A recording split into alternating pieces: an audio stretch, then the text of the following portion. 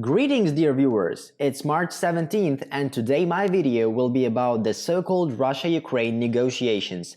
You know, in the last 2 days, but especially yesterday, I received so many questions about them. They ask me, Yuri, is all of this true? Could it really be that Russia will come to an agreement with current regime and that the Russian forces will retreat to their positions? There are a lot of statements about this today. Direct, indirect, from Russian politicians, from the press service of the Russian Ministry of Defense, even from the Russian president's spokesman, Dmitry Peskov. Is all of that really true? Don't you understand the consequences? Of course I understand the consequences, and the Ukrainian government understands the consequences, and the Kremlin understands the consequences very well. That's at this very moment, those negotiations have become more an element of war than an element of diplomacy. To begin with, let's figure out why they are being conducted. If we carefully discard all the wrapping and see what goals and objectives are set by one or other side, everything becomes very clear. The main task of the Russian side is to organize humanitarian corridors through contact with Kiev. And it doesn't matter where the population will be evacuated from the cities that are primarily surrounded by the Russian army. In fact, a huge amount of the population in those cities is a big problem for Russia.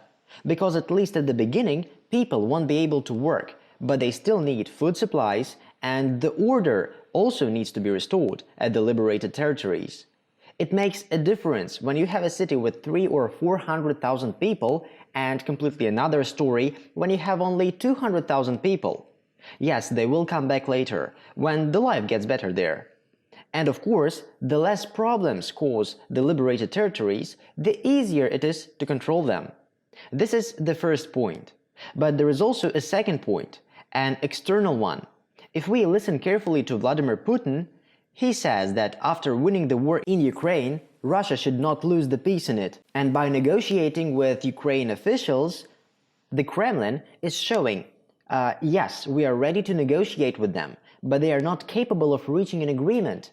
Exactly the same strategy that has been presented in all that useless, meaningless negotiations over the years regarding the implementation of the Minsk agreements. Do you think the Russian side did not understand that they would never be implemented?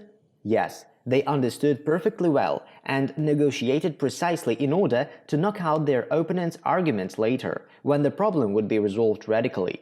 We tried to negotiate with them. We tried to explain our position. But they just were as stubborn as mule and didn't make any concessions. And that is what Moscow is primarily interested in today. No one there takes seriously the possibility of reaching an agreement with the Ukrainian regime. The Kremlin is making use of these talks to ensure that it does not lose the war for peace after it wins the war for Ukraine. But what do the Ukrainian officials say? What do they pay attention to? Kiev is not telling the whole truth. Kiev is only telling half the truth. Ukraine tries to look good at the talks. It wants to show that it puts pressure upon the Russian position, that Ukraine is not giving a thing up and may soon reach peace. The only purpose of all that speech is to mobilize the population of the country and to go on with fighting. Another purpose is to show that the Russian point is weak while the point of Ukraine is strong, and as they say, they should pull themselves together one more time and defeat the Russian military for good. The keynote we hear from Kiev says that they are discussing the Austrian, the Swedish-like future of Ukrainian armed forces, that they are talking about the neutral status of Ukraine. But Ukrainian officials will never tell you that every time they discuss it, the Kremlin always replies, "Okay, it's all okay, we will consider it, but only on the condition of, first, the Ukrainian recognition of Crimea, second, the recognition of the Luhansk People's Republic and Donetsk People's Republic, third, denazification, and fourth, considering the Russian language as the state language." And Ukrainian officials do not discuss those options. They are simply not going to discuss them. However, they forget to tell the population of Ukraine that without discussion and acceptation of those positions, there will be no future. All they say in point 1, for example, the Swedish or Austrian-like model of the Ukrainian military, the neutral status, and so on, it's all nonsense. It's all about nothing.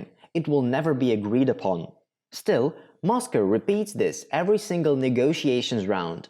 But this is what the Ukrainian reporters forget to say every time. Well, that's not the most important thing. What I have just said about is nothing but a pretty picture for the international community. In fact, what I see now in the actions of the Russian authorities on the liberated lands, where they already have power, that the Russians are not going to give those territories up. They are not leaving them. Those territories will never again become part of any Ukraine that is in fact anti-Russia, even if this very Ukraine anti-Russia pretends to be peaceful for a while. Moscow is very well aware that leaving and giving the lands up would be a failure and defeat. And Moscow keeps meeting for the negotiations with the Ukrainian authorities and at the same time gradually takes control of the Ukrainian lands. Sooner or later, the Kremlin will pin the West down to the fact. Such a fact that the West could do nothing about. And once again I repeat, stop speculating on this topic and don't become victim of the primitive manipulation. The incumbent Ukrainian government is doing everything to make their failures look as victories and success. The last time they did it, when there was a so-called counter-offensive operation by the Ukrainian military. I only told you the most important things. If one goes deep into the details of that activity, plenty of very exciting moments would be revealed. For example, Nikolaev region governor, Kim, should have better told the truth instead of giggling to the camera.